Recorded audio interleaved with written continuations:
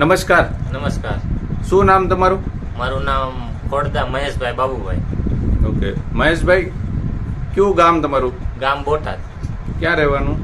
Railway station Khodiyanagar 1. Okay, તો મહેશભાઈ તમને કંઈક શરીરમાં તકલીફ થઈ ગઈ હતી, તો શું તકલીફ થઈ હતી જરાક વિગતવાર જણાવશો? એ મારું મકાનનું કામ ચાલુ હતું અને હું પડી ગયો હતો, તેથી મને કમરમાં પ્રોબ્લેમ થઈ ગઈ હતી. તો ડોક્ટરને બતાવ્યું છે ને? તેથી મેં ડોક્ટરને બતાવ્યું હતું. એમને મને કીધું કે તમારી 5મા મણકાની ગાદી ખસી ગઈ છે. તો પછી દવા તો લીધી હશે?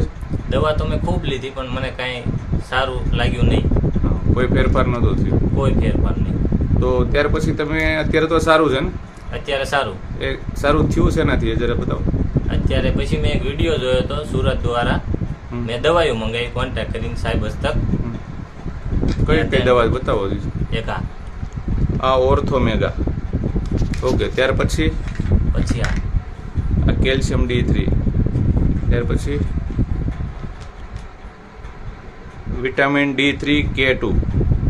ઓકે, આ 3 દવા લેવાથી તમને અત્યારે કેટલો ફાયદો છે? તમે કમ્પ્લીટ ફાયદો એટલે ઘણો. પહેલા તો હું હાલી જ નતો શકતો અને અત્યારે તો હું કામે પણ જાઉં છું. પથ્થારીવશ મતલબમાં હતા, બેસી નહોતા શકતા અને ચાલી નહોતા શકતા, એટલો પ્રોબ્લેમ નતો શકતો અને ચાલી નતો શકતો. કેટલા મહિના તમે આ દવા લીધી હતી? આ દવા તો મેં 2 મહિના જ લીધી હતી. 2 મહિનાની અંદર એકદમ તમે કામે પણ જવા માંડ્યા? હા. તો તમને આ સારું થયું ત્યાર પછી તમે બીજા લોકોને તો અપાવી હશે ને? વાત તો કરીશ. બીજા મેં ઘણા લોકોને અપાવી મારા હસ્તક. તો એ લોકોને કેવું છે? એમને રિઝલ્ટ સારા જ છે. ઠીક, એ લોકોને પણ ફાયદો છે. હા. તો મહેશભાઈ, આ દવા વિશે તમે શું લોકોને કહેવા માંગો છો? હું તો એ જ કહેવા માંગુ છું કે કમરના ને એવો સખ્ત દુખાવો હોય તો આ દવા બહુ સારી છે.